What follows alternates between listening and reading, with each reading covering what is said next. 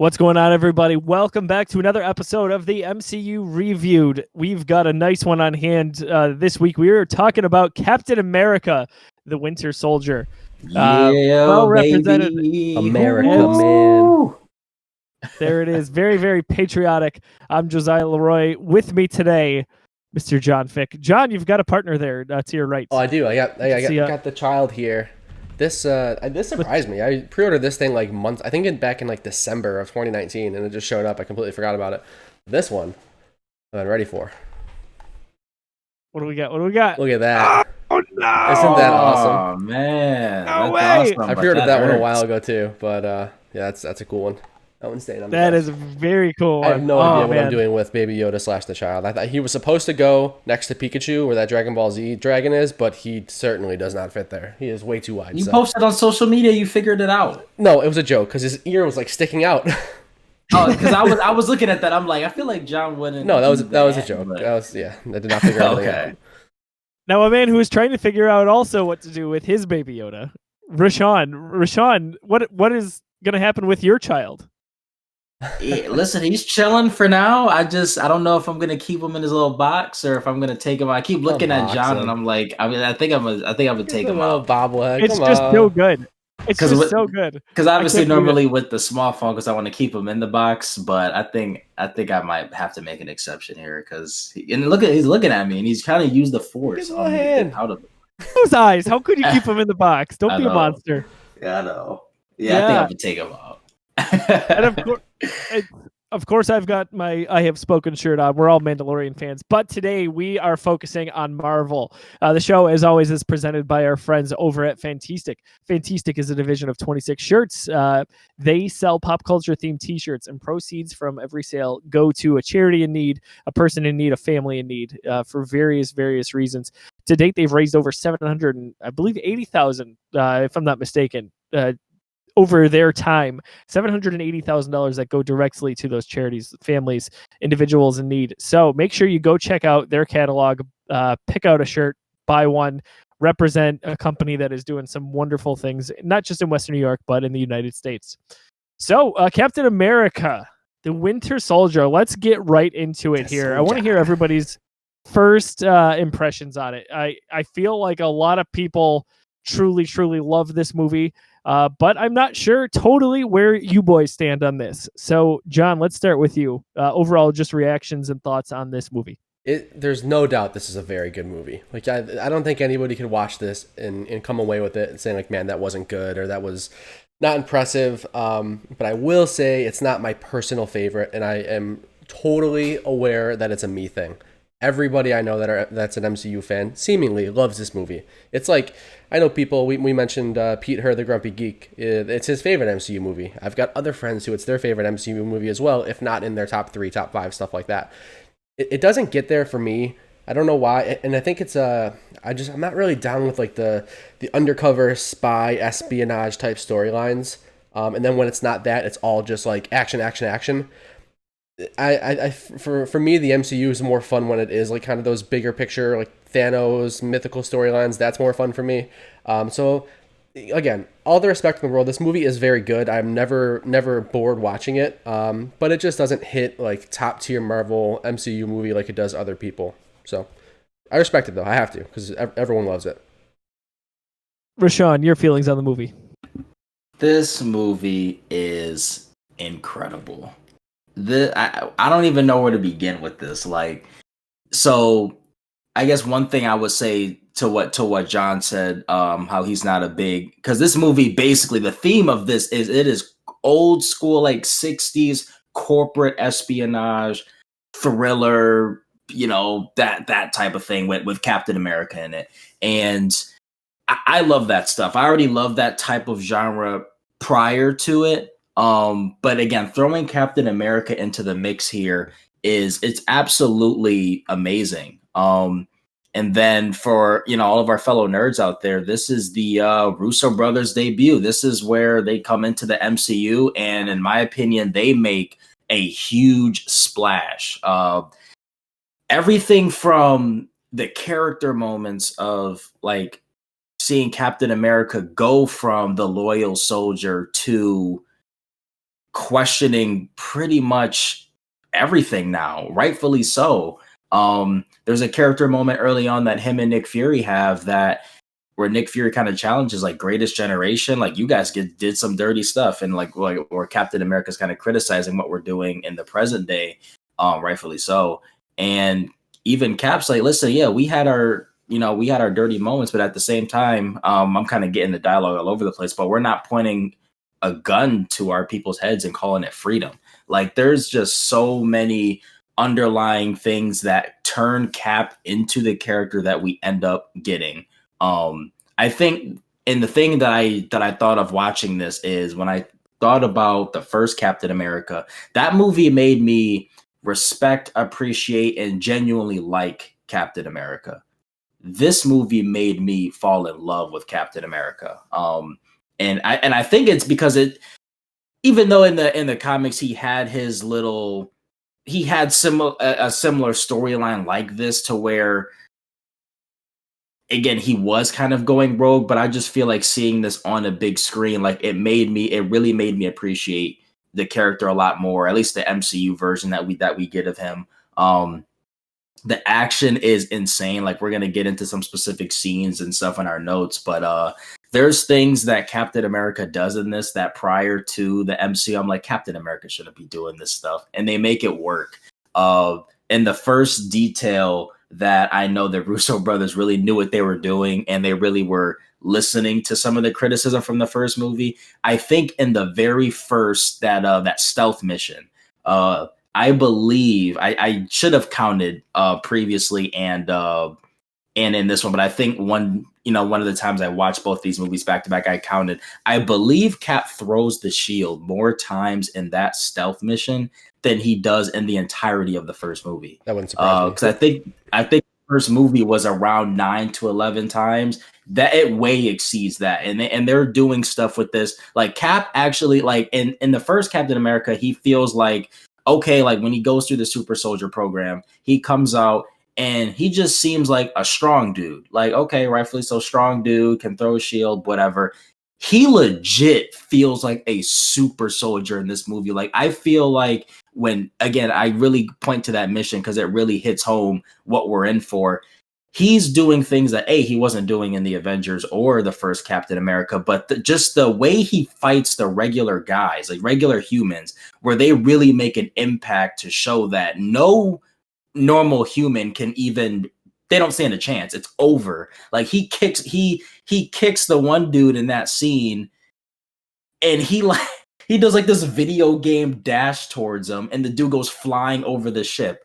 The way he uses the shield, and just there's so much. It was like I was playing the Marvel Ultimate Alliance video game back in the day, first watching this. So again, we're gonna get into a lot of specific scenes here, but this movie does so much from a character standpoint, from an action standpoint, and this movie arguably, out of probably all of the Phase 2 movies, I think has the greatest impact on one of our Avengers moving forward than any of the other movies as well. I mean, again, Iron Man and Thor, they have some moments that really hit home, and they that obviously take their character to new heights. But again, I think what they do with Captain America in this, it sets up literally this movie sets up not just the next movie, it sets up the rest of the MCU.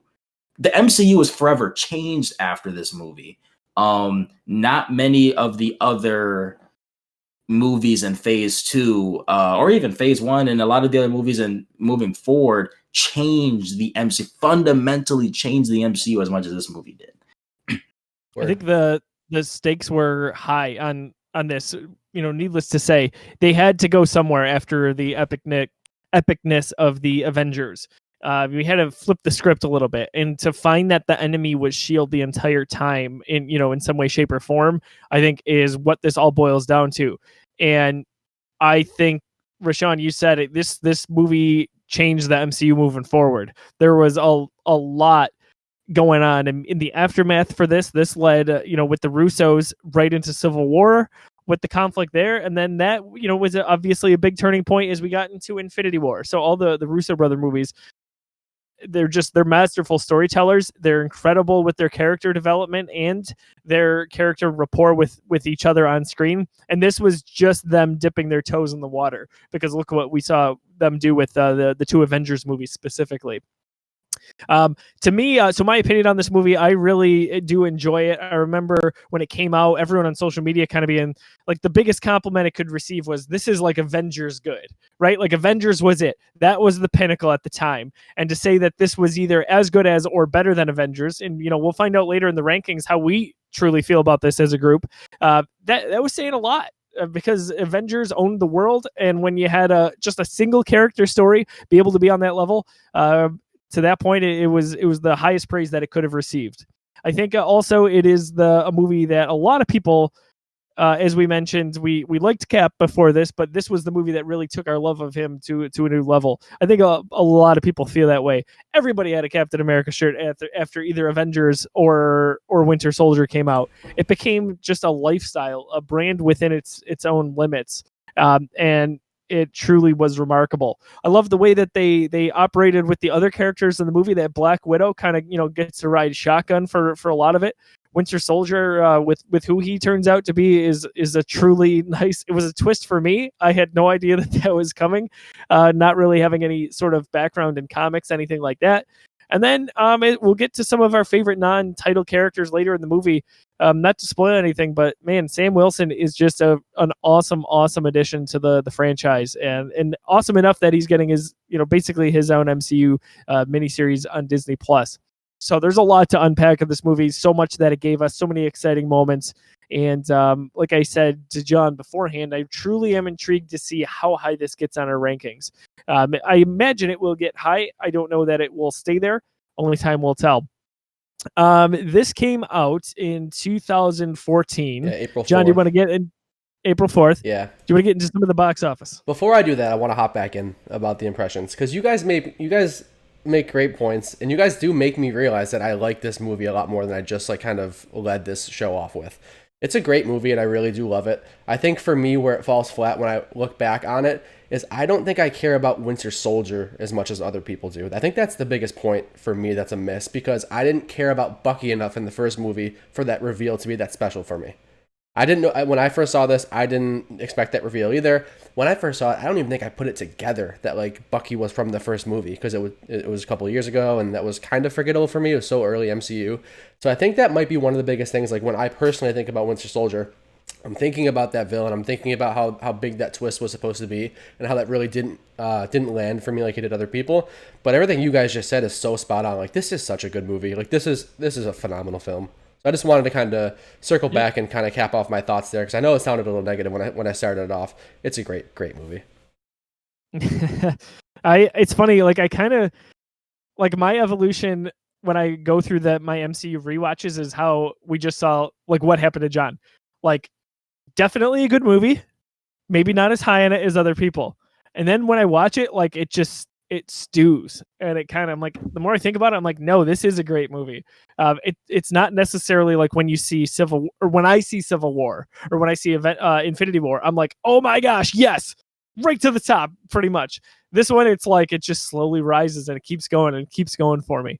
One last first impression for me as well that'll definitely fit here versus when we get into individual scenes. What I said about Thor Ragnarok last week, with that movie, Dark World last week, for all that movie's faults, what that movie really did well was, I feel that all of the scenes in terms of how they were shot, absolutely gorgeous. And then the score for that movie, up until this point, was really unique as well. And they really tried some different things, and I think they landed. This freaking movie, though, the score for this movie, again, it's supposed to be that 60s style, again, corporate espionage type. They nail it with that. It totally gives off that vibe with the score. And all of the scenes, especially the scenes in Alexander Pierce's office, the way those scenes are shot, the way they show when he's standing there, just looking over. Where are they? Is that Albany? DC. Where are they? DC, or maybe I believe. maybe DC, DC. Yeah, anything like that. Without getting too much into it, but the I don't know if I think Thor still might be better shot than this overall, just because of the Asgard and fantastical things that we get to see in that movie. But score, this is right up there, and even with all of the movies that we've gotten, this has for me one of the most iconic scores. Like, I can immediately think of Winter Soldier and think of the score for this movie. And you guys probably know the main theme that I'm talking about that plays a lot through the movie, hits right when the credits happen. That is iconic and symbolic of this movie. A lot of MCU movies, despite them having great music, we're going to talk about one next week that probably has the best soundtrack in the MCU movies. But this is right up there in terms of just iconic original score. Yeah, I'm with you. I think I've got some notes on that. When we get to my notes section of this, we'll dive a little bit more into that. But John, why don't you jump into box office numbers here? So this did $714 million, which is great. No Iron Man 3 didn't cross $1 billion. I don't think Cap carried that weight yet. Maybe never carries that kind of weight. I'm not sure. No, Civil War. But Iron Man was in that, so who knows? I was gonna say that one. I'll even admit as a Avengers Cap movie. fan, that one's sus. That's an Avengers movie. We'll talk about that. That's Avengers 2.5 for sure. That don't count. 714 million, great. Like that's a blockbuster right there. Yeah, it's pretty good. I think if a movie like that releases now, it gets to $1 billion, no problem with easily. how far Cap has come. Yep. So pretty good. Those are close to Wonder Woman numbers, I believe, if I'm not mistaken. That hurts. Yeah. Hey, just hopefully a few months away. Yet again, October, right? We'll see. Let's cue up the trailer. Yeah. Why don't we take a look at that? Sounds good. You guys got it up? Yep. Cool. Go ahead and play it.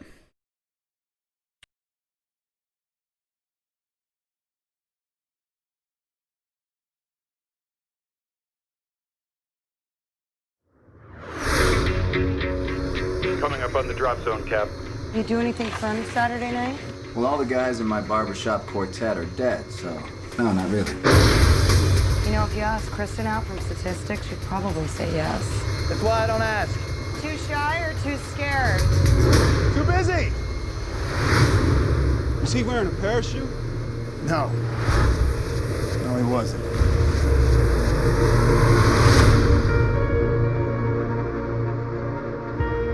I joined S.H.I.E.L.D. to protect people. Captain, To build a better world?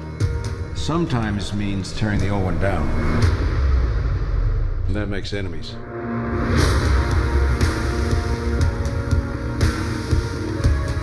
Are you ready for the world to see you as you really are? You look out the window. You know how the game works. Disorder, war. All it takes is one step. We're gonna neutralize a lot of threats before they even happen. Thought the punishment usually came after the crime. S.H.I.E.L.D. takes the world as it is, not as we'd like it to be. This isn't freedom. This is fear. You need to keep both eyes open. Before we get started, does anyone want to get out?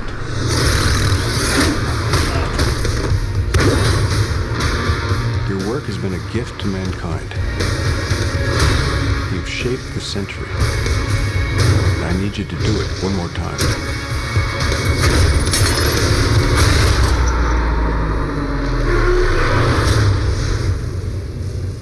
Gear up. It's time.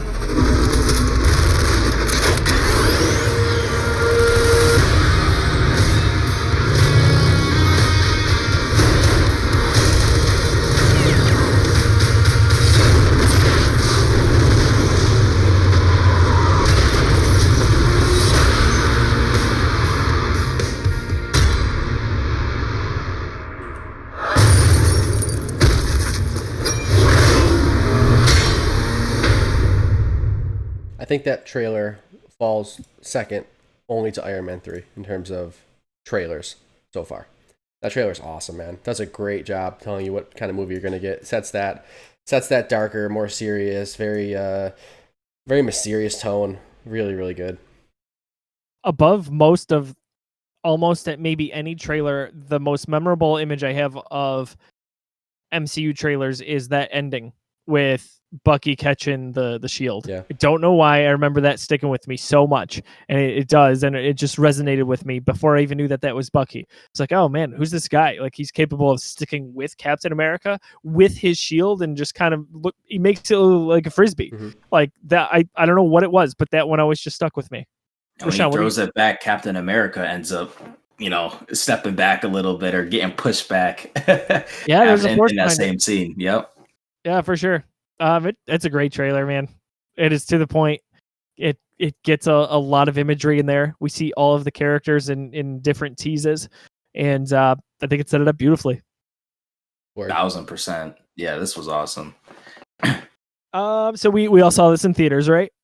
This does not speak to the way I feel about this film at all, but this is the only movie I can remember ever falling asleep during at the theaters. And it's because I should not have been there. I was so tired. I went the day it came out. I went with my fiance and her father, who's a huge Cap fan.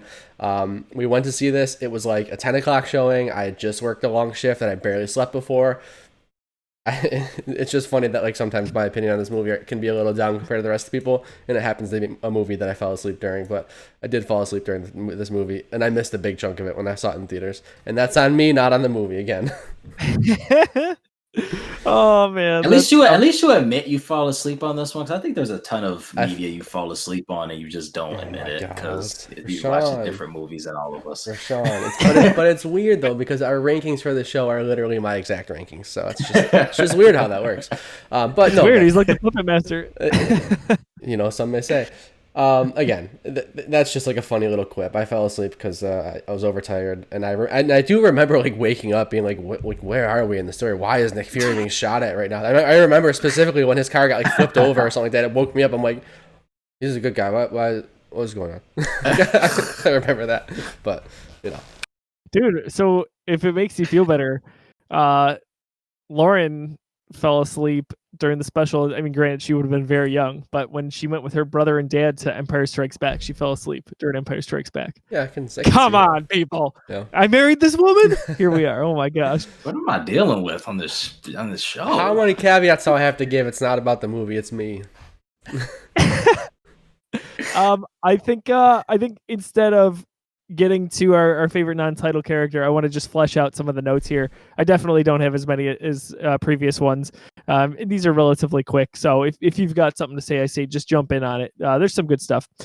Right off the bat in the movie, we get what becomes a really, really nice recurring quote between Cap and Sam, "On your left," right? So all the way to getting that in Endgame is just chilling every time I hear this quote now. Just a beautiful little thing that means so much. So cool. I love it, man. Like when I think this may have been my first time rewatching Winter Soldier since Endgame, and just seeing the origin of that again was like, man, chills. Yeah, it's. I love how Sam is so in that scene. I love how he's like just so in awe of Captain America. Like after obviously the little competition there and the little run. He was just in awe. He was just looking at Cap like, I can't believe I just ran into freaking Captain America doing my normal run that I do, that he probably does every morning.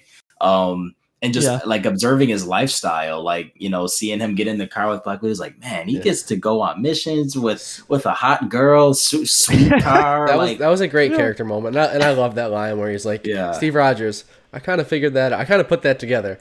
So good. Great acting. Like, what a good line. What a good little scene there to introduce this character.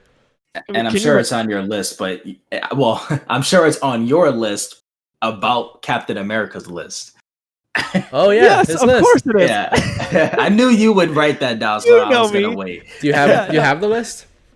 I don't. I just Googled it a few minutes before the show, actually. The thing I always remember was Star Wars and Star Trek. Was I know Apple and Steve Jobs are on there. Yes. Before we get into the list, do you guys know that list is different depending on where that film aired?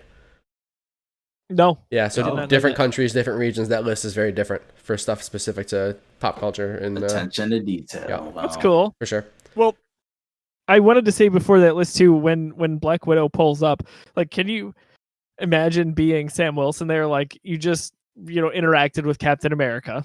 So, like, huge awe-inspiring moment, and he had a conversation with you. You were going to tell all your friends about that, Yeah. right? And then Black Widow shows up and is just like, "Hey," and it's like, "Are you kidding me?" Like, we've all two had out of the right, like it's such a wonderful moment. Like, that is one of the earliest moments, I think, where they established almost that, like, the Avengers are celebrities. We saw it in Dark World, where the one guy's like, "Is that Thor?" And a little bit too with Iron Man, with how he's viewed in his movies. But this was one where it was like, this guy is really awesome, and he thinks they're even more awesome. Just kind of cool. So about that list, real quick, there are 1, 2, 3, 4, 5, 6, 7, 8, 9, 10, 11 versions of that list. So there's one for US and Canada. There is one for UK and Ireland. There's one for South Korea, Spain, Latin America, Italy, Australia and New Zealand, Russia, France, Brazil, Germany, and that's it. So each one of those territories, countries, wherever it's referring to, has a different list. A couple of the things are the same on them, but like they usually will, like usually like the TV show that's on there, or like the world event is different. Like on the US list, the Berlin Wall is on there, but on the UK list, the World Cup Final 1966 is on there. Like, just, it's super, super cool attention to detail. Yeah, that's really nice. I'm happy they did that. I didn't know that. I do love, of course, it goes without saying, all the little Star Wars Easter eggs you get throughout the MCU, but this is one of the earliest ones. And it would have been just a few years after Disney bought Lucasfilm. Yeah, so true. I knew they were going to start sprinkling those in any chance they got. And speaking of like Star Wars on that list, I just love, like, you put yourself in his mind and you hear these two things, Star Wars and Star Trek, and he writes them the same, Star Wars/Trek, as if it's just like kind of the same thing. I don't know, like a couple of different Star things I got to look into. Yeah, imagine having no experience with either. An old man thing to do. Exactly. Yeah. Wars/Trek. That's so good. Absolutely. Oh man, just so good. Wonderful, wonderful start to the movie. Fast forward a little bit, we get a pretty great quotes from Nick Fury, which ends up being all the more great later on in the MCU. Last time I trusted someone, I lost an eye.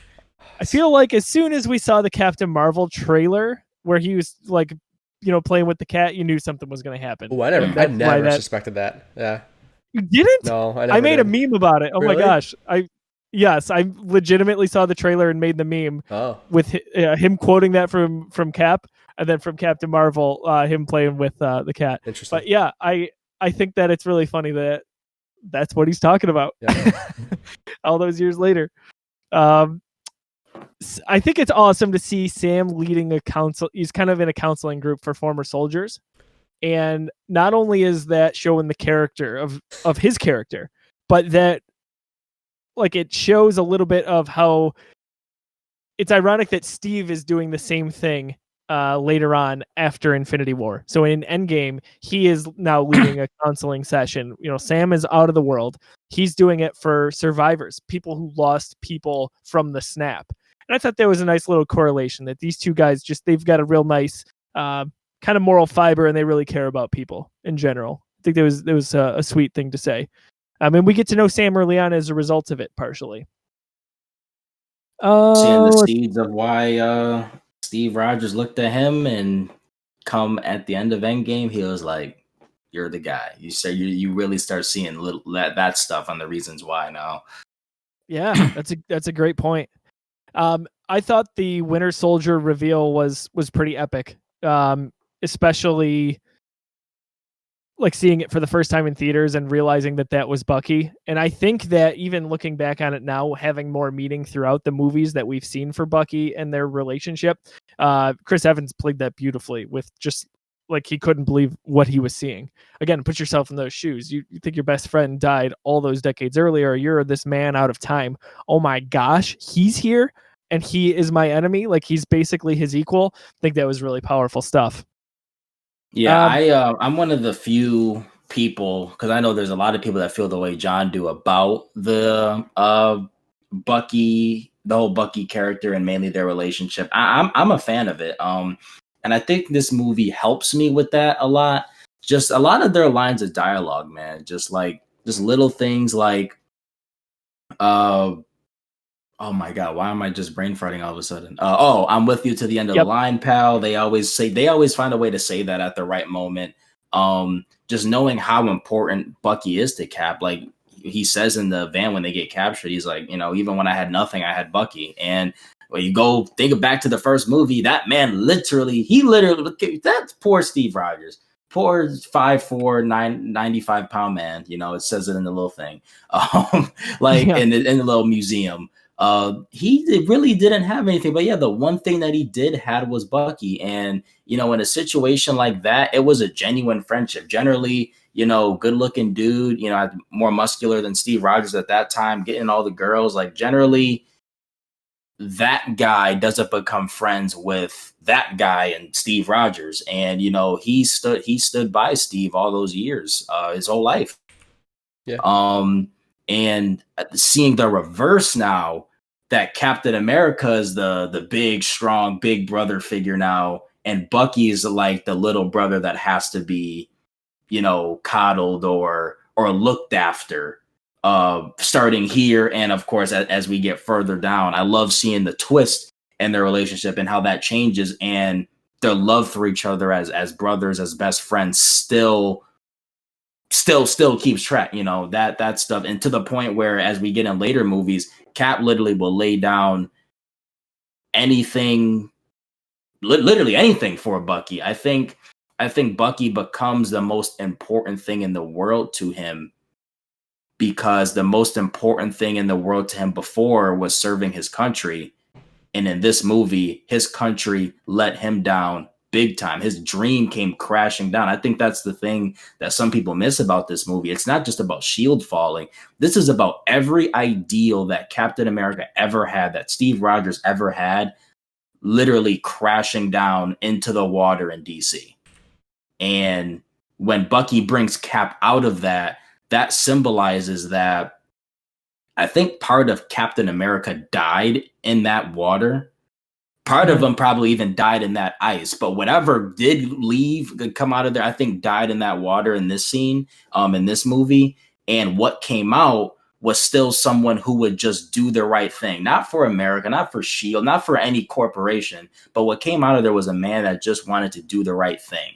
And that's what we get starting in next time we see him as Age of Ultron and moving forward. So that's something that a deeper meaning to, the Bucky character, part one of what I talked about, but even more significance of what happens in this movie, a deeper meaning that I really look into.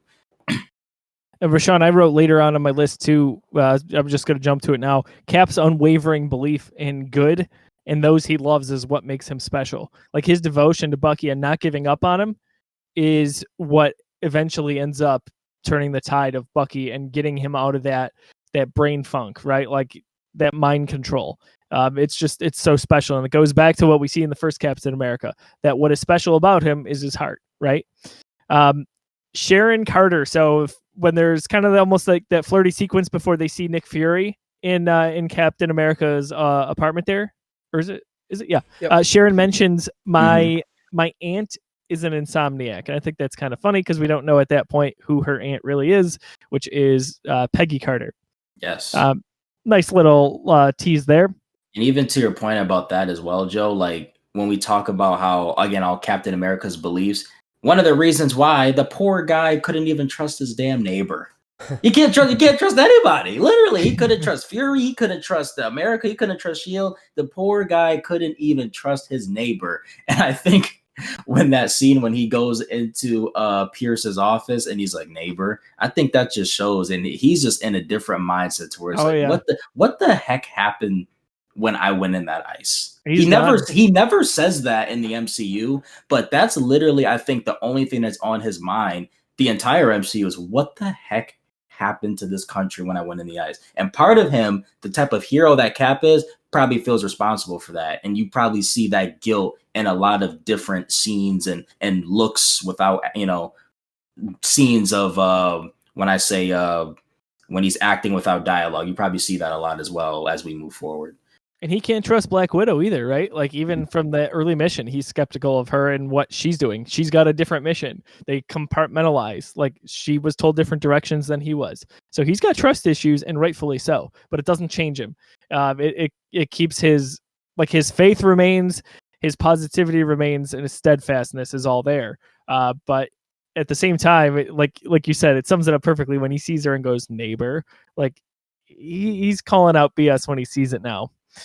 I put that this is my moment. I know we're gonna get into that, but that elevator sequence, man, goodness gracious! Even though we saw it in the trailer, it's just so good. It's so good, and then to see it kind of almost spoofed a few years later in Endgame is priceless as well. That was one of those things where I wasn't mad that it was in the trailer. That like the trailer kind of helped it out because you're like, okay, there's going to be this like really cool elevator fight. That's going to be awesome. And then when you get to that, when you finally see the movie, you're like, oh, this is it. And they surpass expectations. Like they set it up so well. It's paced so beautifully. Like they make like 3 stops on different floors, like just building that tension, watching people drop beads of sweat, people clench their fists. Like, all right, it's on. Really cool. He's like, does anybody want to get out? That is definitely a worthy, so good. A worthy moment. Mine's a little different. Mine's a little after that when we get to that, but I think that's definitely a worthy moment. And again, that goes back to the first point that I made. The Russo brothers made it very apparent to show that once again, this isn't just a strong dude. This is a super soldier.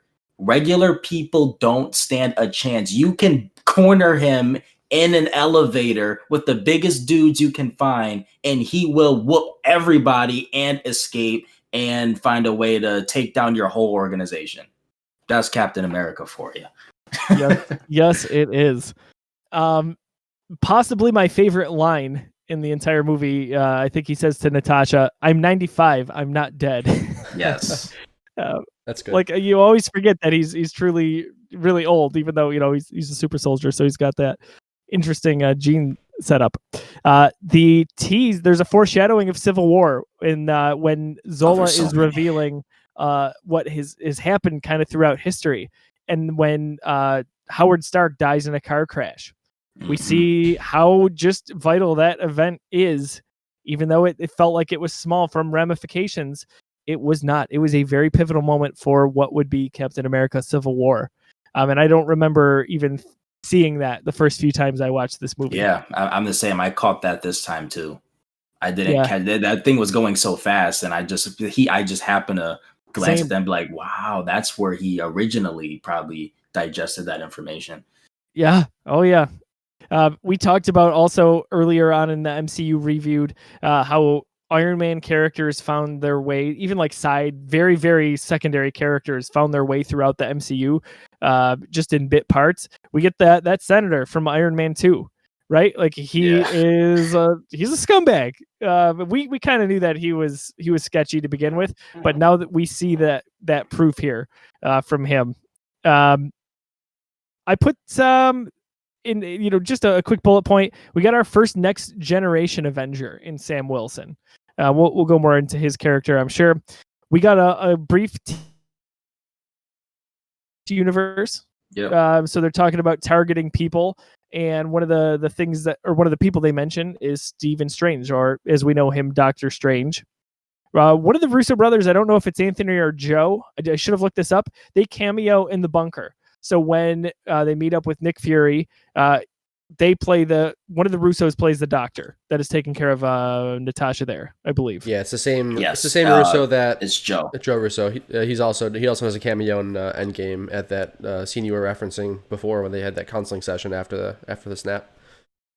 He's funny. He's one of those directors that likes being in his own movies. Rightfully I did not notice him. I didn't know who he was when I originally saw this. Of course, I picked him up right away in Endgame. I put that it was a very Thanos-like approach from Pierce, as Pierce is trying to justify what he's doing later in the movie. He says that he's sacrificing 2 million to save 7 billion, basically, and it's not exact, but that's a very Thanos line of thinking, right? To like sacrifice X amount of people so that the rest of us can kind of live and not have to worry about famine and shortages and this and that. not that that was necessarily foreshadowing, but it kind of was in a little bit a way, I would say. So Rashawn, the music, you mentioned the score earlier on and how it kind of sticks out in your mind. There's this high pitched noise that plays anytime Bucky specifically has the upper hand in a fight. That's with part Cap. of it too. Yes, that is amazing. Like anytime not just that Bucky appears, but anytime he has the upper hand. If you watch the movie again, it's really, really incredible, the story it tells. But it's this high pitch noise that you cannot help but feel on edge when you hear it, even if you know what's going to happen. That is masterful scoring right there. Like, truly awesome. It just ramps up the intensity to a whole new level. Last note I had, we kind of already talked about it, but the Russos actually are known for their fondness of Star Wars. So we saw, or we had the little bit of the tidbit there in the beginning with the note when it says Star Wars or Star Trek. But two other things. When they're talking about firing the helicarriers after they're launched, they say fire when ready. Very much in the same vein. You may fire when ready for the Death Star in the original Star Wars, when Grand Moff Tarkin says it. And then also, this is maybe a little bit of a stretch. I don't care. When Cap drops his shield when he is fighting Bucky, like willingly drops it because he doesn't want to fight him. That is very much Luke throwing his lightsaber away in Return of the Jedi and saying he doesn't want to fight Vader. Again, I don't know if that's purely coincidence or not. I'm going to believe it's not, just for the heck of it. But I'm always looking for those. That those feels like an homage comparisons for me. I think I agree with you there. I picked that up as well. Cool. Any notes that you guys wanted to go over that we didn't cover there at all? I have a couple of just like small lines that I really liked. This was really early on in the film, but I like how they're tying back this movie to Avengers, just with little small moments when Fury has Cap down in the shield base and he's showing him those airships, and he's like, oh, thanks to our new repulsor engines, and Cap goes, oh, those Stark Tech, and he's like, oh, he had a few suggestions after he got an up close look at the turbines, and that just calls back to that huge moment when he's stuck in those turbines and Cap had to help him out of that. That was super cool. Let's see. I thought the Smithsonian was awesome. I thought that was a perfect way to reference and recap the first movie. I hate unnecessary exposition in films. Like, it really bothers me. I was going to jump in when you talked about it, but is it Zoloff? Is that his name? I always forget his name. I don't like that. I don't like that scene. I don't like how Zola is just down there and he just gives us the whole plot. He's like, all right, we all thought this. Here's the twist, and I'm just going to tell it to you verbatim. That bothers me. I don't like that kind of exposition in films. I like more creative stuff, like how they did that Smithsonian, like how he's walking through, he's revisiting what Captain America is, and like they're telling a story through voiceover and through music and through these awesome exhibits. That's really cool to me. Love that scene. Next note I have, I think Peggy's aging effect was so bad. When Peggy is laying there, dude, like that is one of those. I'm like, how do you move forward with that? Just cast an older actress. Like we don't need the same actress to be playing an old. Like just cast an old lady. Yeah, like, it was bad. In fairness, obviously that was in the early stages of Hollywood using this technology on a consistent basis, but still, you can tell it's bad. But when you say in Endgame, like old man Cap is way better. Oh my god, yeah, everything. I think than Peggy. It's great. Like it's legitimately great. And then you think about this is just bad. Yeah, and then you think about the de-aging they did on Nick Fury and Captain Marvel. Like that's flawless stuff right there. And then there was aging on Hank Pym. De-aging on him in Endgame was very good. Like that, so much. Yeah, they come a very long way, and this was the start of that. So maybe you have to walk, crawl before you can walk type thing. But when you go back and watch this, it doesn't look great. In such a short period of time too, right? So this releases 2014. In 2016, we get it in Rogue One. But we get it in Civil War also. With young Tony Stark. Oh yeah, it's better than this, right? Yeah, I think you can see like a slow progression. Like the technology has gotten a lot better. Those deep fakes. Disney has made it their mission to make this work. It's not even them. They outsource all that stuff. With everybody. That's all. But think about it, like that benefits them so greatly like the ultimate experience in like is Rogue One Tarkin, because now you can like have, it doesn't matter if the actor or actress is there or not. minus rights, of course. They have to sign over, but like that's kind of crazy to think that we got that character. I can't wait to see what they do next. Whether it's a Marvel movie or a Star Wars, because say what you will about Tarkin, I thought it was pretty impressive. Me too. I imagine it only goes up from there. Yeah. It's good point though, with Peggy being it does take you out of the scene, and it's a long scene too. Like it's again, that's technology more so than the quality of the film. The next note I have is another line by Nick Fury when he's about to begin that chase from the cops and from S.H.I.E.L.D. and everything like that. The first cop car that pulls up to him, they give him that look, and he looks at them and says, "You want to see my lease?" And I just shout out to Marvel for even in 2014 going there and talking about that commentary in America, and as if a black man can't be driving a nice car. I love that. That always stands out to me.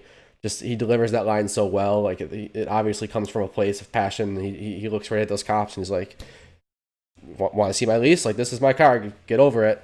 Love that. Shout out to Marvel for doing stuff like that. And then the last note I have is closer to the end, but no, it's not. Never mind. It's closer to the end of what I'm about to reference. But the music in Cap's apartment when Fury is there, like I can't like that 40s song. That's the final song we hear in Endgame. So it's tough for me to like watch that scene that's supposed to be like this really tense scene, but not get emotional and think about their last dance at Endgame. So I'm watching that. I'm like, I didn't even pick up on that. Oh my God. Yeah. I hear that right away. And I get brought back to that scene with Peggy and Cap dancing in the living room. So that scene's on there and I'm supposed to be feeling tense and like worried about what's going on in the room. And I can't. I'm just thinking like, oh no, this is their last dance song. Why did they use that? I mean, not in a bad way, just like an emotional way. So that's the end of my notes. Like it's cool that they kept that song around too. It's a catchy little jingle. Yeah, that's the ultimate way to tie things up there. That's amazing. Yeah, I did not pick up on that. I picked up on the style, but not that it was the exact song. I mean, maybe I'm wrong, but it sounds the same to me. You got to be right. It's Russo's again. For sure. Like they're every little detail, man. Yeah. Rashawn, any notes on things that we did not cover yet? Just tiny things in terms of like Stan Lee's appearance as Smithsonian guard. I'm so tired. That's one of my favorites. Yeah, it's maybe the best one. Oh man. Yeah, he delivers that well. Yeah, and on top of that too, like one thing I meant to say when I was talking about the stealth mission, dude, he doesn't. He ends up going back in a way to the old school cap suit because he stole it from the Smithsonian, but man, that stealth suit, man, that Cap stealth suit is sweet. It is like awesome. they made it apparent again. Like they made it like even with that suit, just different ways that they introduced this movie, and they were like, even though the Captain America we've gotten so far is good, we're about to give you mainstream modern day like kick-ass Captain America. Yeah, even down to the suit like matches the tone of this film with the music and everything like that. I don't know what you guys are 100%. talking about. This movie's awesome. I love this movie. Don't know what you guys are talking about. What else? A small thing. And again, he's a small villain even in the comics.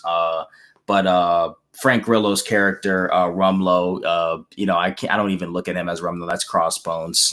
We get that later on in Civil War, which is kind of cool. I did not how he survived that in Civil War. You didn't? Yeah. Well, no, I mean nowadays I know obviously that's Crossbone, but yeah, when we first saw Civil War and that's like the opening scene when they're taking him down, I did not catch that. That was a dude from the small Easter egg. It was very tiny, but it was I think people got it because of his the way, obviously, how deformed he was, in that he was still alive, and generally in comic book terminology, that means that guy's coming back as a villain somehow. And then he had he had a cross, the way his straps were over his chest, and then once you go to Civil War, he has a full on suit for sure. So that was the way like us real nerds picked that out. And then he got whooped again. And besides that, those were like just some of the little things. Again, this movie tonally, again, just a lot of the things I talked about in terms of, again, what this does for Cap's character. Even we get shades of more development for Black Widow as well, because she's watching that scene with Zola and Horde too. She even says, "I thought I knew who I was killing for." no, you didn't, because she goes from what was it, KGB? Is that what it's called? The Russian assassin group that she was a part of, and basically Hydra. So even though we thought it was Shield all the time, it was really Hydra. And I love how the Russo brothers did that. I would assume that was at the end of the day, that was a Kevin Feige. All this stuff is Kevin Feige's direction. I get that.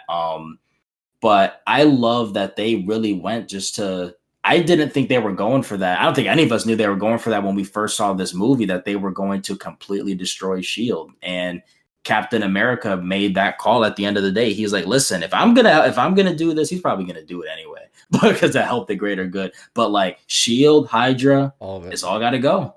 That's it. And that's huge. Like that was, and again, that brought the MCU to a lot of uncharted territory.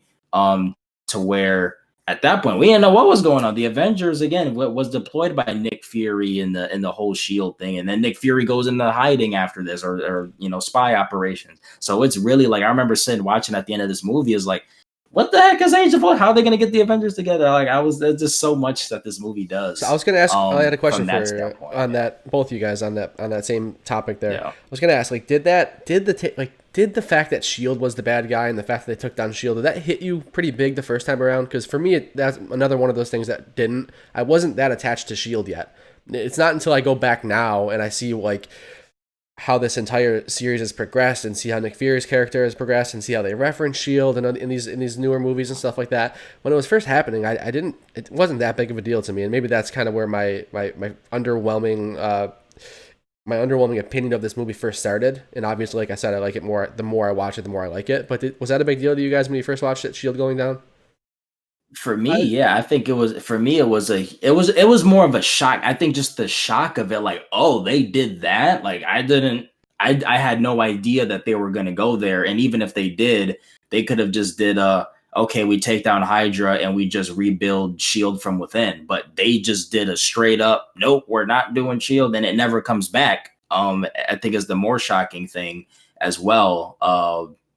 And well, if we're being technical, it technically does come back in Agents of S.H.I.E.L.D. They become a very secret spy organization, whatever. In the realm of the movies, it's completely toast. So I think for me, I don't know if it was like oh my God, S.H.I.E.L.D., but it was like more of oh, wow, you went there. It was more of that for me. I definitely felt some gravity with it. Like that whole Zola sequence, actually, I really enjoyed. It's horrifying. I'll explain when you're done. To me, it felt like, that's a great word for it. It was very eerie. It was like, oh my gosh, like what? His conscience is in there? Like that's brutal. And that he was explaining everything turn by turn, and like he wanted revenge in a way on Captain America there, and that's probably why he spilled those beans. But like to see that revelation that S.H.I.E.L.D. was really being manipulated all along from the inside was truly disturbing to me. I think disturbing is the right word for me. But Rashawn, I know you got more to say on it. I just think that's one of those things where, again, the Russo brothers, or not just the Russo brothers, the MCU is very self-aware on how people feel. And you can't, in 2014, and even now, you make a corporate, spy espionage movie that takes place in the modern day, having the character, even though a lot of us assume, without getting political on here, but a lot of us assume that our government is corrupt, or we know our government is corrupt, and we assume all these things and the conspiracy theorists. But just imagine being in a situation where your job is to save the entire country or the world, whatnot, and then all of these fears, Illuminati, this person did this thing, this person was actually responsible for, even though they were the general of this operation, they were responsible for blowing up their whole squad. Like, I'm just thinking of random spitballing things, but just the horrific realization that, again, for Captain America, putting myself in Captain America's shoes, just seeing that before your eyes and just being like, again, when you went in the ice, this, and even while you were alive, this is what was really transpiring. And you call yourself Captain America. You rep the colors of America. And this is, and again, for him, it's like, this is what I'm fighting for. again, he can't articulate that because he's about to get blown up by a missile. But those are the constant, probably instant human nature reactions that are going through his mind and that we see shape his character. And even to your point, just about the dude that you captured way back when, his conscience was still preserved and is just a bunch of data and it's talking at you and it's creepy, trying to kill you. Like what? Like again, it's some creepy stuff in that scene, and I think it's more so just again a horrific realization for even Black Widow and Captain America that everything you thought was literally a lie. It would sound an exaggeration. Everything you thought was a lie, and you're gonna die in this bunker. Yeah, that was very eye-opening about it. Yeah, I'm with you on that. The post-credit scenes we want to mention as well. We get a tease of Quicksilver and Scarlet Witch, which of course will both of them play a big role in Age of Ultron. And of course we know that Scarlet Witch is playing a big role in the MCU moving forward past those movies. So we get that kind of tease there, and then we get another scene where Bucky visits the museum to see that Captain America exhibit.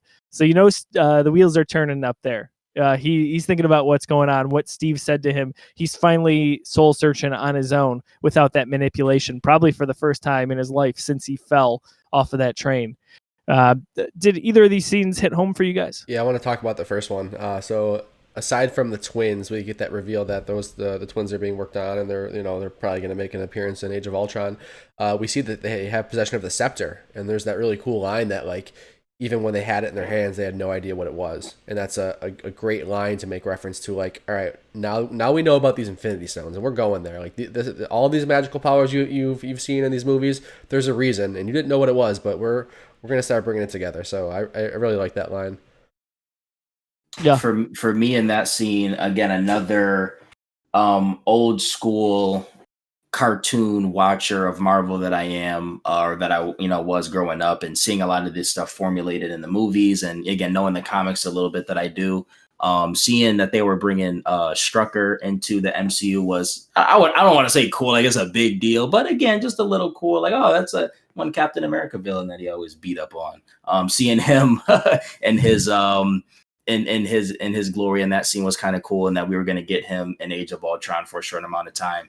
That scene, and again, I had more horror elements. I don't know about you guys, the way Scarlet Witch is in that scene really freaks me out. Super. Like, crazy. I remember first watching that, and I was like, where the heck are we going with this? Like, I don't know if you guys are keep up as much with the Fox Marvel stuff, or now technically Disney Marvel stuff, but that definitely gives me New Mutants vibes. Now that New Mutants, like seeing the trailers for that movie over the years, if they'll ever come out, if you watch the trailers for New Mutants and then watch the post-credit scene in this, you would probably think they're somehow connected.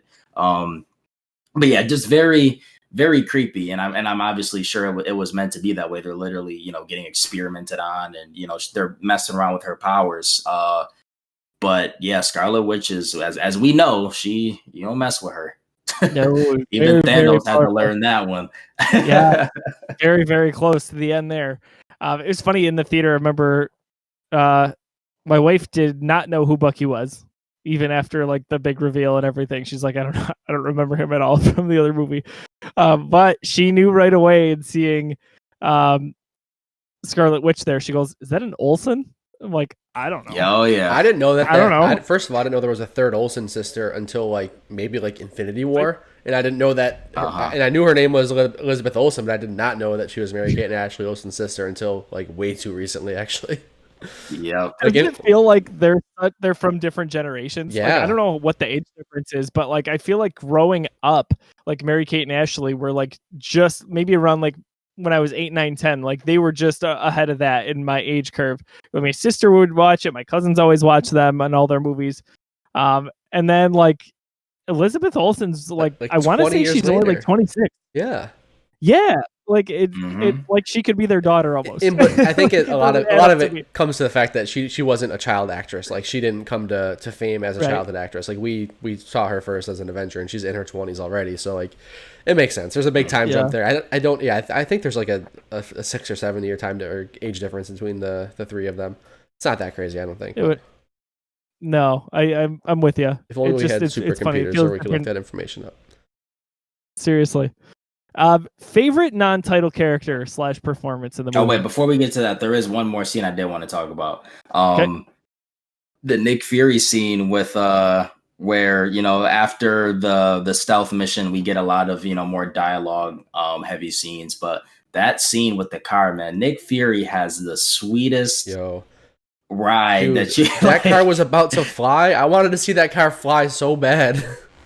I thought it was going to in the theater. I thought it was actually going to. Yeah, they keep talking about like propulsion system, like initiate liftoff. I'm like, dude, we're about to get a flying car. I'm like, damn, we're not ready for it yet. Like that was like the way he was weaving that dude. Nick Fury must have played a lot of Grand Theft Auto. The way he's weaving this big old truck through traffic, and DC like even that. the smaller cop cars can't maneuver that way. It's like, dude, Nick, one wrong turn or one wrong, and you're done. Like that's it. And I gotta comment on that scene too, because like I am traditionally not and it's weird to say this because like who doesn't love action scenes, right? But I don't love over the top action sequences. Like I get like taken out of over the top action sequences where there are like buildings falling and someone's like driving through the first floor of a building and stuff like that. Like I get taken out of action like that when it's just too over the top. But this scene was like, for me, action scenes stick out when they're so well choreographed, and that's what this was. Like that scene was so cool. Everything was so perfectly timed. It was shot so well, cut at the right moments. Like for me, a perfect example are the John Wick movies. Like that kind of action, I'm all about that. And that's kind of what I feel like in a scene like this. It's just so well. It's just so tight. There's so much going on, but like you're so in it. You're so in the moment because of the direction of the scene. Super cool. Quick, there's only a 3-year age difference between Mary-Kate Ashley Olsen and Elizabeth Olsen. Oh, I would have put money that it was 6 or 7 years. Yeah, so they're 34 and she's 31. So like it was very much a when they became famous type thing. I was way off on her age. Jeez. How about that? That's amazing. Wow. I hope you looked that up. Yeah, so we'll get back to it here. Favorite non-title character. So anyone but Cap here. If you pick one that maybe stands out to you. John, I'll let you guys go first on that. Yeah, okay. I'll save some of the better ones for I think where you guys might go. I'm gonna go with Fury. I think this is his to this point his best film. He is so pivotal. I think in like what makes this story matter. Like there's so much mystery and shroud behind. Like, all right, wait a minute, is Fury the bad guy in this? Like, who's actually right? Is it this? I forget who's the name of the big wig that's right above Fury. Pierce, is it? Alexander Pierce. Alexander Pierce, yeah. So like, is he in the right here? Like, Cap doesn't even know half the movie. Like, I'm just going into darkness. Don't trust anybody, right? So I think that it's set up so well. His character is like rightfully under the shroud of mystery, and when we kind of figure out what's going on, he just handles it so well. He's just such a badass man, and we just get so much awesome Nick Fury content in this film. So he's my go-to for this one for sure. I think it's funny when we talked about on our Avengers version of this show, I was like, this is Nick Fury's film. This is the one where he gets the most screen time, not, minus Captain Marvel. I always forget this one. I always forget how prominent he is in this. I don't know why. And then we get there and I'm like, he's one of the 3 main characters I could argue. And even with everything that is going on. Maybe it's because of screen time, because he is dead for a lot of the movie. Like I would say a third of this movie, like we're supposed to assume he's dead. So I think that maybe is when you think back of it, you're thinking like, he's not on the screen that much, but his character and his arc has a huge impact on this film. I will say, even though I'm loving this movie, and it's we're gonna get to our ranking, another fake Marvel death. That's it. Another fake Fury death too. That's like I feel like he dies in every movie. Yep. Oh man, just gotta throw it out there. Yeah.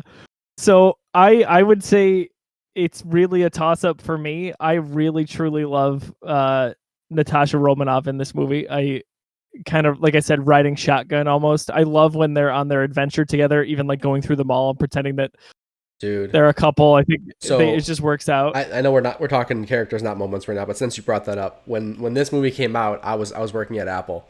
And like I was all in the Apple culture. Still love Apple and everything like that. But like when this movie came out, going back to the Apple store and like talking to all my friends at the store about like, oh my god, did you see that they were in the Apple store? And like they like legit spent like 5 minutes in the store and they had a technician come up. Like it was super. Like we were like looking at all the details of the store. Like, oh my god, that's our signage right now. Like that's legitimately accurate. Like so cool for me. That was a huge moment for me and a bunch of my friends because again, I was working at Apple at the time. So awesome.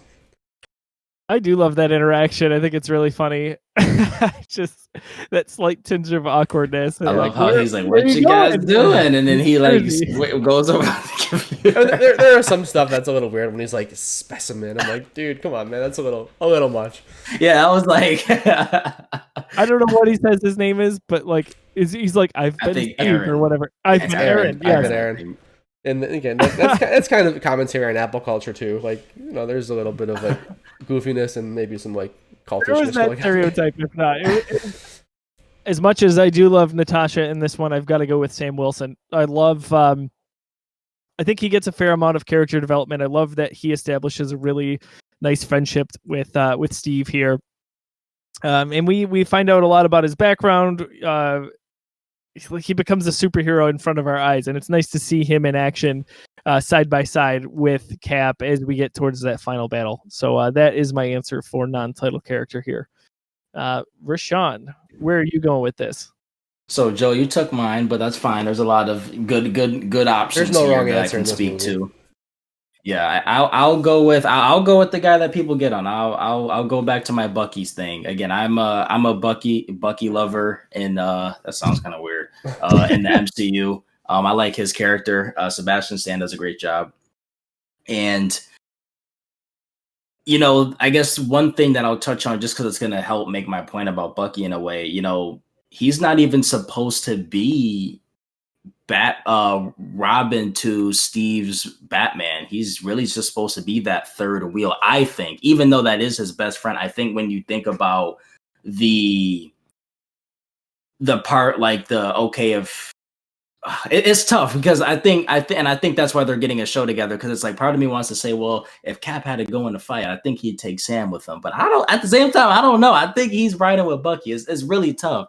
And they both Sam and Bucky both had their stints as Captain America in the comics, as a lot of people know. I don't think we'll get, well, again, they're getting a TV show, so maybe. I think they're really going the route of making Sam Captain America for this show, and Bucky still being like the right hand man type of thing. But who knows? He might get his chance with the Shield. We never know. But I just really like what Bucky means to Cap. Just like how in the first episode I talked about what Peggy meant to him. Bucky means, especially with Peggy, they're not in a position to be together, of course.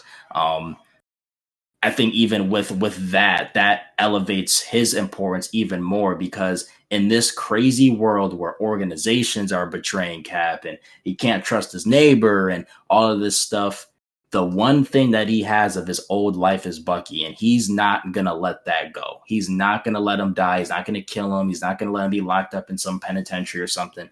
He's going to take his friend back. And, I think there's something to be said about that, something that can be learned from a friendship standpoint from that as well. So yeah, I will go with Bucky Barnes on that one, even though I kind of want to go Black Widow. I kind of feel bad, but yeah, I'll go with I think we talked about her enough. I think we all kind of gave her a shout out and fleshed her out a little bit. She's great too. Hey, she's getting her own movie finally. It's going to be great. Oh, man, we should have seen that. That's so sad. Oh, but by the way, why did I not think it? So this is gonna be, so you take Winter Soldier, replace everything, replace Captain America and put Black Widow in it. That's the Black Widow movie. Hope so. Just in Russia. So yeah, it's gonna be awesome. Like, just if you like that, and again, for those, I know John, you said you're kind of iffy on the corporate spy espionage stuff. Yeah. I'll prepare you. Winter. What is the show actually called? I forget. Falcon and Winter Soldier. Right? Yeah, that they said that's what this show's going to be. Yeah. It's going to be that style. And again, he'll love it though. I will. And again, I love this movie. So if I can love this movie, despite not really being into that genre, it says a lot about what they can do with this kind of stuff, right? That's very true. Before we get to our rankings here, is there that moment? What is that moment for you? If you could articulate one, whether it was a jaw-dropping moment, it was just a favorite moment of yours, you liked a particular action sequence, give us. I'm taking it just enough. I'm taking it. No. This scene So that I'm. You're not taking mine. Go ahead. I know you're not. Oh, go ahead, Rashawn. Yeah, I know. The scene that I have when we started this episode, I'm like, there is just certain things in this movie that Captain America should just not be able to do, and he does it, and they make it look so awesome, and it works. The scene when shortly after the elevator scene, as Cap is making his escape, I guess part of this would be when he jumps out of the elevator. Oh my god, he crashes down. Dude, they the do shield such is a so good strong job it's with able that. to break his fall. They do such a good job with the shield and the choreography and just like teaching us what that shield like can do and how weighty it is. Like they're so good at that. And the they made ultimate, it feel real too. Exactly. It doesn't feel like it's fantastical like Mjolnir. It still feels like it's a real animate object that we can hold. It's just that a super soldier has it and it can do crazy things. And obviously it's made of vibranium. Yeah. But the thing that's after that is mainly the scene that I'm talking about is the scene, and me and my dad talk about this all the time. So if he ends up watching this, he's gonna love this whole episode, but he's gonna love this part because we always talk about this. The scene when Cap is on the motorcycle and the jet is shooting at him, the way he takes that scene is the most for me before what we got in Endgame with Avengers Assemble with everybody. Besides that, this is the most iconic scene for Captain America in the MCU for me. The music, again, this beautiful score that they have for this movie that they've been playing. The theme's playing, the jet is shooting at him. Captain America, you must stop, please surrender. And then he's still going full force, and then he uses his brakes to propel him up onto the jet, uses his shield to then destroy that jet. He almost falls off and then uses his shield to stay on. And then this dude takes down a jet with a shield. If you told me that we were going to get when I go back to the first Captain America episode we did about the corny Captain America from the 40s, and in terms of when the comics were made, back in our grandparents' day, if you told me that same dude can do that, this is some special stuff with this movie. That scene is absolutely incredible. The way he jumps off and just lands, and the camera pans on his shield when he lands on the ground, and then that's how he makes his escape. Again, if you are a normal dude, if you don't have an Infinity Gauntlet, if you're not a killer robot with just armies of other robots like you to overwhelm them, if you're not an Asgardian god, if you are not one of those three things, you stand no chance against this dude. It is some special stuff, man. Again, Batman is my favorite comic book hero of all time. That will never change. Nobody is ahead of Batman for me. But man, the MCU Chris Evans rendition of Captain America is very close. It's just Batman has so many other things and years and years and years of mythology and stuff. But this rendition of Captain America cuts it so close, and a lot of the love and passion that I feel stems from this movie. We get so many other scenes that we'll talk about in future Avengers movies, but this freaking movie, I cannot emphasize enough what this does for my love for this character. It is incredible. Your enthusiasm is contagious. John, what is that moment for you? I talked about it already. It's the Fury car chase scene. I love that so much. Okay. I think it's super cool. Kind of went through everything I wanted to. I love the scene with the computer talking about the integrity of the window, and like so well done where like, why isn't he pulling the gun out? Why isn't he pulling the gun out? Oh, because it's bulletproof and he's smarter than the computer. Awesome. Really cool. Yeah, that is very well choreographed. For me, I did mention it as well. Like it's obvious to choose the elevator scene. So I would choose that, but I'm not going to. I am going to choose what I already talked about, and it's the reveal from Zola for what was happening, to see Natasha and Cap's reactions to everything they've known is basically a lie, that the MCU has now been flipped on its head, that this organization that was helping them kind of save the world, save the universe, get the team together, is actually the big bad evil empire, right? Like that's just, it's mind-blowing to me. And to see the horrifying kind of way in which it was brought together, that just sticks with me every time I watch it. It is a creepy moment. So that's what I'll list for my moment for this. Respect it. I'm very excited to see where we go with the rankings. Dude, yeah, I don't know about this one. Despite what y'all been saying, I don't know. I don't know either, man. I will not be able to rank this until I pull up the image and start like thinking about those movies in comparison. Let's do it. It's very hard, and we're still in a tough position. So to recap, we've only collectively used one snap. Yep. Rashawn used that so far. Fail. That's right. That's right. John is putting up the rankings on screen, I believe. It's and up John, I'm now. going to pass it over to you. Yeah. All right. So we got 3 columns here. We're a third of the way through. We're over a third of the way through because there's only 23 movies, not 24. This is crazy, man. We've been flying through these. So the current rankings: number 1, The Avengers; number 2, Iron Man; number 3, Iron Man 3; number 4, Iron Man 2; number 5, Captain America: The First Avenger; number 6, Thor; number 7, Thor: The Dark World; number 8, The Incredible Hulk. So that's where we stand. I think baseline this we just wait. Before you go, let me take this one because mine is very. I don't even gotta think about it. I know you guys may have to think. No, I want to work the other way. I want to start from the bottom. If you keep going higher, you keep going higher. We'll get there. I want to get to a collective place together, and then we'll talk about where we all think it should have gone. All right. I think that's the way we should do it here. So I think we can all start and say that at the very least, this is better than the first Captain America.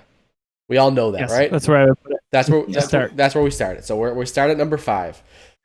Who thinks it's better than Iron Man 2? Yes. I do as well. We all agree. Josiah has his hand up for audio listeners. Okay, So better than Iron Man 2. It hops above that. Who thinks it's better than Iron Man 3?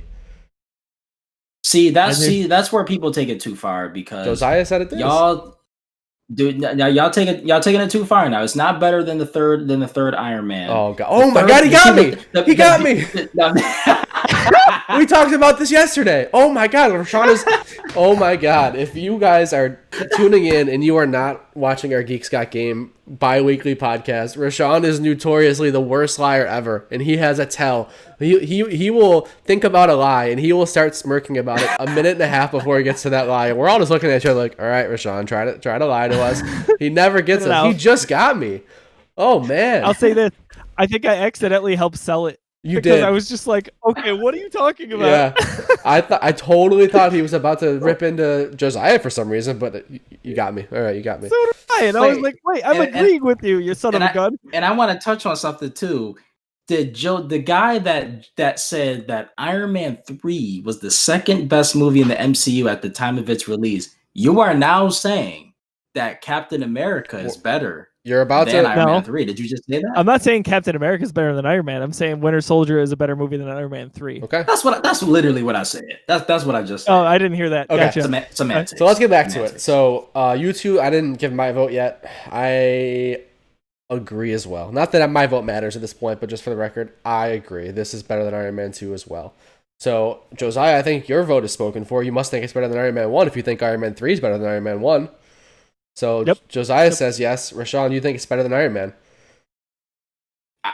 I do. I'm just shocked. I thought I was gonna have to do some fighting here, Wow. but this is easy. This is where it should be. Yes, it is better than You think better than Iron Man 1? I would draw the line there personally. I would leave it below Iron Man 1 for our current rankings, but I don't matter because you guys outrank me because you are 2 and I am 1. Do either of you think it's better than the Avengers? No. Okay. No, that's where we got to stop. So that's where we You gotta know, this is BS. I thought Wow. this was going to be way more. I was preparing. I'm like, I'm gonna really have to use a second snap. I knew Rashawn was looking at me. I knew he was. You know what? Because this is where I have it. This would be my ranking. It would be second on the predicted list. that.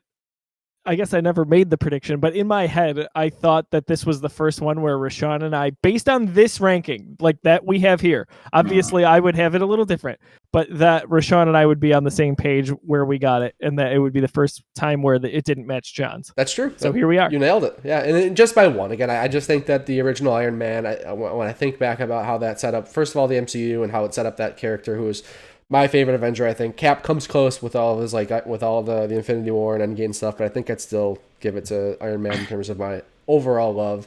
That original Iron Man movie, just like in the way I kind of think about this, and like I come at these rankings 2 ways. One, objectively, what movie do I think is better, and that's how Winter Soldier hops ahead of Iron Man 3 and 2 for me, right? Same. So I have to think of some objectivity. I like those movies maybe like so the one side is objectivity, which one's technically a better movie based on objectivity. The other side is what would I want to watch right now? If somebody were to say like, "Yo, let's watch a movie," would you rather watch Winter Soldier or Iron Man? Right now, Iron Man, and it's almost always going to be Iron Man. That just like always sounds like a more fun movie to watch for me, and that's just like my gut reaction. And I think maybe even Iron Man 2 and 3, because I love Iron Man so much, would be my answer to that question as well over Winter Soldier. My gut check reaction, like, what do you want to watch right now? I got some popcorn, and those are like the two. John, I would use. almost always agree with that too. Like and it's funny because like I was thinking about this after I watched the movie, and I've been thinking about it all week. I'm like, where do I stop my voting with this one? The Iron Man trilogy is hard to separate for me, but like I would watch any of those. Like Always. you said, if I had my pick and I was just gonna go watch them, I would watch any of those over Winter Soldier, which is saying a lot. But if I step back, and again, as I mentioned it earlier, I let Winter Soldier just kind of stews, right? It keeps creeping up for me after I watch it. It doesn't hit me right away. Takes me a little bit for it to sink in. Yeah. That's why I voted it where I did. And it's not Avengers level, as we agree. All of us, yeah. John, you agree? Yeah. I know you didn't. Okay. No, I wouldn't have put it ahead. I wouldn't have put it ahead of 1. I would have it below Iron Man 1, and I'd have it at 3. But you guys have it at 2, and that's where it sits. So here's what I'll say. This for me at the time of release, and I was trying to, while you guys were talking, do some quick brainstorming in my head, because again, this is more Marvel. We're not focusing in on, even though it's now owned by Disney, the Fox side of Marvel with the X-Men and all that stuff. We're not focusing on DC. We're focused on core MCU here. And for me, just so the people know how much I do love this movie for me, if we take some of us nerds do this sometimes, if we take the team movies out of it, take like X-Men, the biggest X-Men movie out there, take the Avengers out of it, take the grouping of superheroes together, because obviously as nerds we're going to gravitate more towards those movies. If we think about our solo movies, the Batman trilogy, think about Iron Man trilogy, Cap trilogy, the Thor, just your solo superhero movies, Deadpool, whatever. For me, at the time of release, this was the best comic book solo movie out there besides The Dark Knight. Okay. Besides The Dark Knight. Waiting for that copy. Yeah. It was the best solo movie. And again, I'm a Batman guy, but I think even without being a Batman guy, it's obvious. This was the best solo movie since The Dark Knight, and even today, I would have to do more thinking. It would still be in that conversation, but for me, it would be joined by like Logan, for sure. It would be joined by probably like the first Deadpool. For sure. I'm in the minority here, but I think this is the most underrated comic book movie on the planet. Man of Steel is up there for me. One day I'll find a way to talk about that on here and explain why. But really, I think the only for sure like fighter in that ring for the runner up to Dark Knight, for me, it's Logan, and it's this. And I guess if you want, you can throw Deadpool in there as a wild card. Yeah, it's very different. That's how much I love this movie. Cool. Yeah. I love it. I respect it. So we got our rankings. Let's go through them. Number 1, The Avengers. Number 2, we have a new number 2, guys. Ahead of all of the Iron Man movies. All of these weeks, Josiah and I sat here and told y'all how much we love these movies. And they've been to throw my Winter Soldier. So 2 Winter Soldier. We could be fair. We could be reasonable. Exactly. 3 Iron Man, 4 Iron Man 3, 5 Iron Man 2, 6 Captain America, The First Avenger, 7 Thor, 8 Thor, The Dark World, and number 9, The Incredible Hulk. I think it's safe to say these bottom 3 aren't changing for a while. Thor, The Dark World, and The Incredible Hulk. Yeah, for a while. Poor Thor. Forever. And it may stay that way, but there's a few I can argue that we'll get there. Oh man, I can't wait to argue about those. That's interesting. Okay, cool. Yeah, we did it. We agreed on something for in Rashawn's benefit. I actually feel really happy about that. I feel good about myself that I didn't let Rashawn down this week. I feel like I just did a good deed. Like I have that feeling that like, all right, I made someone's day today. I did a good deed. I just thought you woke up and realized what good entertainment is. I don't mean like charitable. I just mean like I'm glad that I could. I'm just glad I could make you happy, Rashawn. I kind of helped Rashawn out twice. You needed my vote there. It happened, and I helped you shock John for the first time. So it was wonderful. That's true. Yes, it worked. That's true. Good stuff all around. We want to hear your rankings. The listeners, the viewers, tell us on Facebook, tell us on Twitter. We're also doing a bunch of giveaways. So just by following us, getting in the conversation there, you could win some fantastic merchandise from our partners over at Fantastic. Some fantastic merchandise. Yes. So we'll give them one more plug here. The show is presented by Fantastic, a division of 26 Shirts. They sell pop culture t-shirts, Star Wars themed, Marvel themed, all over the board. Video games. If you're into pop culture and you're looking for new t-shirts, this is the place to go. 26shirts.com/Fantastic. Every shirt sale, a portion of that goes to a charity, a family in need, or a person in need. They have raised over $780,000 to date that has gone directly to those charities, those people, those individuals.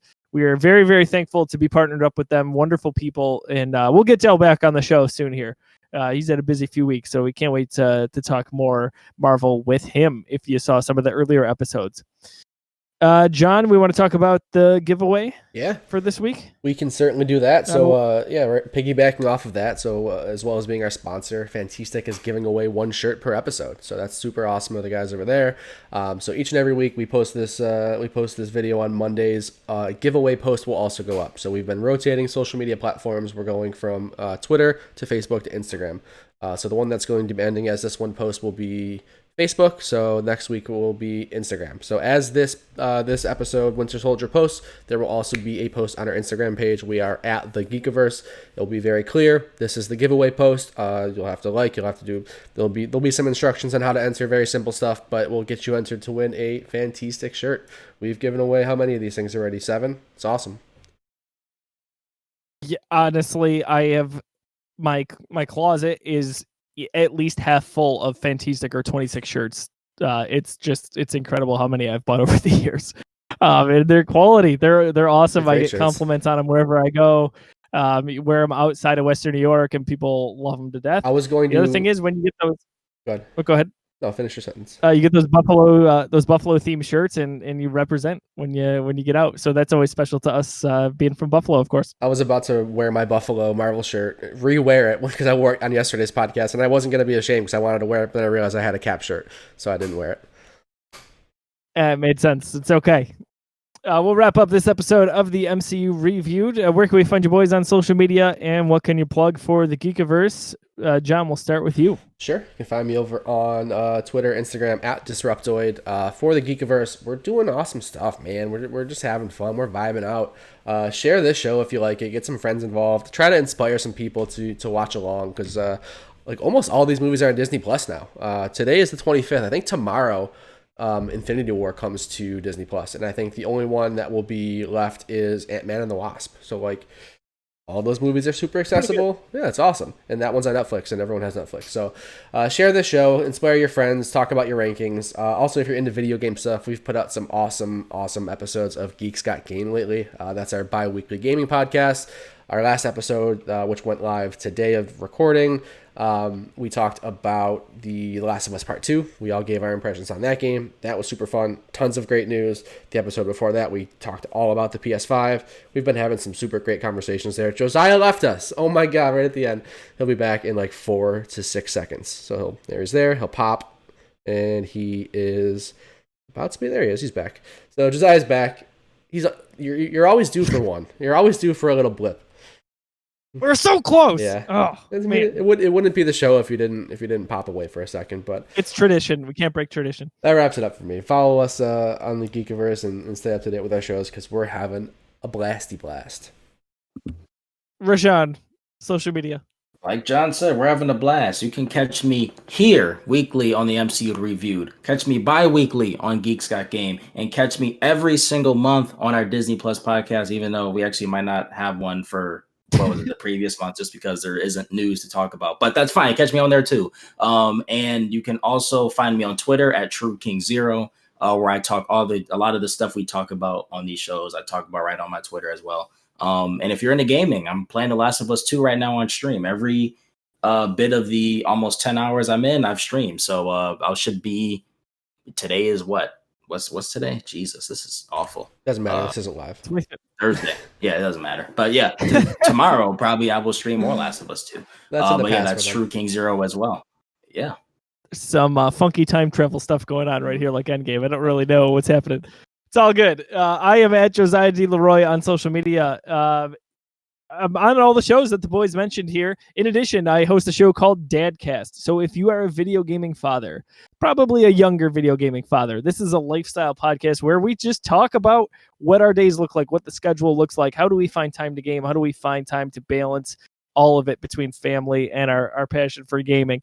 That is a once-a-month show with my co-host and friend Tim Talbot. We on last episode had John O'Peck from us, all the way from Australia. It was super awesome. I followed him on Twitter for years now in different various games media, but most notably the 8-Bit Collective. So very, very nice to finally talk to him. You can check that episode out. Now, I got to say, guys, the episode we recorded this week of Geeks Got Game was maybe my favorite one ever. It's not just because of all the wonderful news that felt like it was tailored directly towards me, but that it was a good conversation. A little over 2 hours, I think, right, John? Yeah, I think it was like 2 hours, Maybe? 3 minutes. Yeah. It's a long one. So hopefully you join us for the ride over there.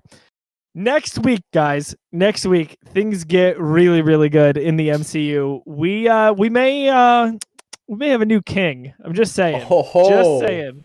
Oh, yeah, Guardians of the Galaxy. Ugashaka, am I right? I cannot wait. I've been listening to the soundtracks nonstop. Awesome Mix Volumes 1 and 2. So we hope you join us for that episode. As always, you can catch out the Geekiverse at youtube.com/the Geekiverse or wherever you stream podcasts. For Rashawn and John, I'm Josiah. We will catch you next week. Have a good one.